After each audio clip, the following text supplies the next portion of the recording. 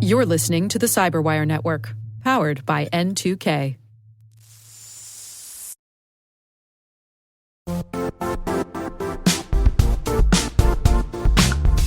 Now, a word from our sponsor, the Johns Hopkins University Information Security Institute, currently seeking qualified applicants for its innovative Master of Science in Security Informatics degree program. Study alongside world-class interdisciplinary experts and gain unparalleled educational, research, and professional experience in information security and assurance. Interested U.S. citizens should consider the National Science Foundation's CyberCore Scholarship for Service program, which covers tuition and a $6,000 annual professional development allowance, as well as providing a $37,000 additional annual stipend. Apply for the scholarship and the fall semester by March 1st. Learn more at cs.jhu.edu/MSSI.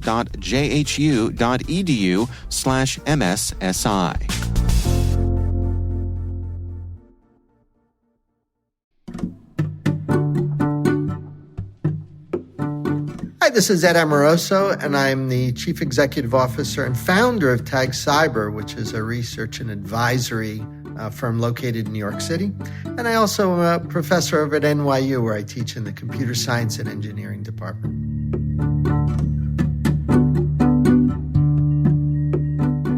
Well, my dad was the second computer science PhD ever in the world. He was at UPenn, and he was doing a PhD in electrical engineering, and they came to him and said, we'd like to make a computer science. This was the Moore School in the 60s. That's where ENIAC was built in the 50s.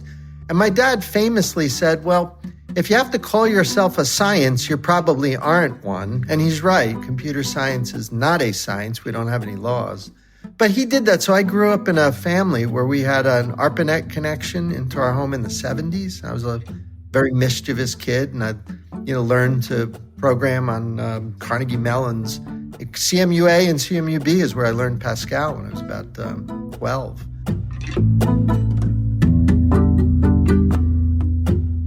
My dad guided me along. I eventually got my PhD in computer science. I went to Bell Labs and joined the Unix group. Again, with guidance from my dad, he said, again, famously, think how unfair this is that I had this guidance. In 83, he said, you should go to Bell Labs and you should work in computer security. That's going to be big. It's like, could you have had better advice, in the mid-80s than to go work on Unix at Bell Labs on security? I mean, talk about died and went to heaven. That was the greatest place I've ever seen in my life. I would walk down the hallway where Brian Kernahan and Richie and Thompson, all those guys were working, and I would just go like this, hoping that some of that genius would waft into me. I don't think it ever did, but it felt good. Like, I often ask my teams, what was the best day you ever had at work? And it's a fun question to ask. And most people sadly say the day I got like this promotion or raise. What a sad reflection if that was your best day. I always tell them, it was my best day? When I was about 27, I was working a Unix project, and I'm in a meeting, and Brian Kernahan, the inventor of the C programming language, he said, Ed, that's a good idea. That's it. I walked out of there probably about 6 feet off the ground. And I've gotten to know Brian since then. I've interviewed him. He came at Tag Cyber. We have a conference. He was our keynote, signed books. I joke with him about that. He didn't remember it, but for me, it's the greatest thing ever.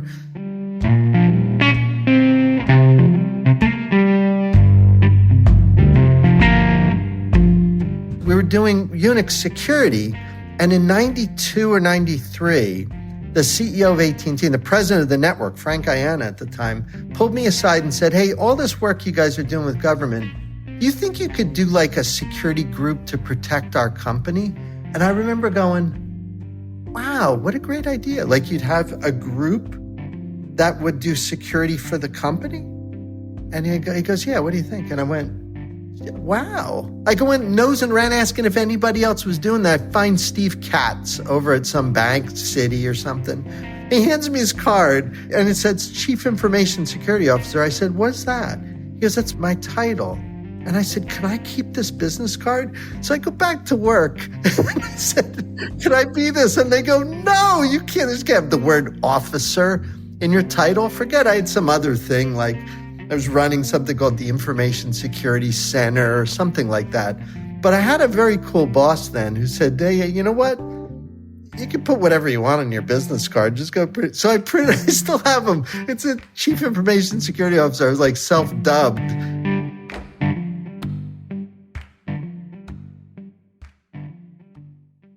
From that time on, for the next 20 years, it became my passion, my research, my life's work to figure out how to make the Chief Information Security Officer position viable. And man, did we make mistakes. Everything you could imagine that you could goof up on. AT&T, I give them so much credit that they didn't fire me, because I would kiss my wife goodbye and say, well, today's going to be the day that they're going to be on to me and see that I'm making this thing up. There was a tool called NetRanger IDS. We plug them in all over the network, and I hire a bunch of like operators, because it's a phone company, to sit in a big room and field the alarms. And it didn't work. It was all this false positive garbage coming in. And I learned on the job what it is to run a security operations center. We figured out that, okay, they can do tier one. So maybe we need some people like who can do cybersecurity helping them. We built a managed firewall service. And then we married up some of that IDS, and we were building the first managed security service. AT&T starts getting big and powerful. SBC buys us, we merge, we bought DirecTV, we bought Bell South, we bought Singular. And then we had the iPhone launch. So my team got bigger and bigger. I start becoming this big fancy executive. And I didn't know what an income statement was. So AT&T sends me off to Columbia Business School to learn to be an executive. I think all the professors must have quit after me. Can you imagine putting a computer science professor, no less, into a business school environment? I'm sure I drew them crazy. But when I retired from AT&T, I'd done all this thing, managed these big teams, had thousands of people working. It was really quite an experience. Nothing I ever wanted. I just wanted to be a computer scientist like my dad. But I became this executive. And I decided one day I didn't want to be an executive. So I quit, started Tag Cyber. I had no customers. I had no revenue. I had no office. I just had a logo that I made up. TAG is the Amoroso group. And my wife thought I was nuts because I was quitting a job where I had basically tenure, I guess. I'm making a lot of money.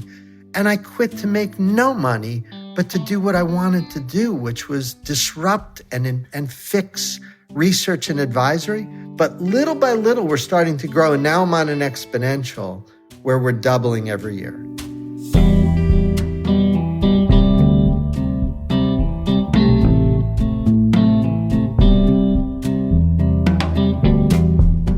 So that's my story. I went from my dad having an ARPANET connection, and I'm learning Pascal, to Bell Labs, to CISO, to business, to quitting, to starting something new. And now I'm riding a new exponential up, and it's a hell of a ride.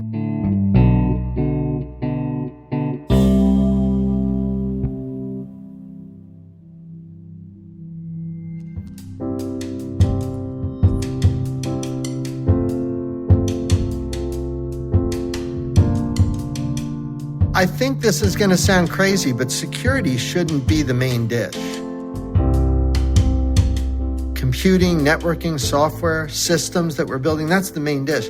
I always say if you want to get into something, then look at the meat of it. Learn development, learn engineering, learn networking, learn to build databases, learn to build cloud systems. There's the construction of working functionality to support business objectives.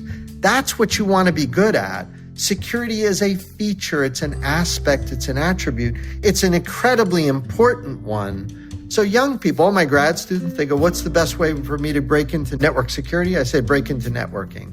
Or they say, I'm really interested in software security. What should I do? Learn software. Or I love database security. What should I do?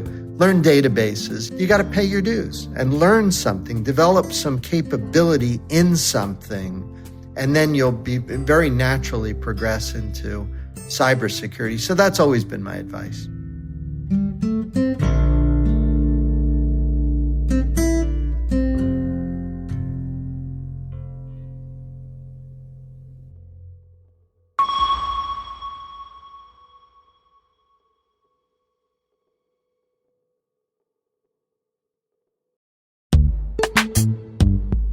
This episode is brought to you by Palo Alto Networks, the leader in cybersecurity.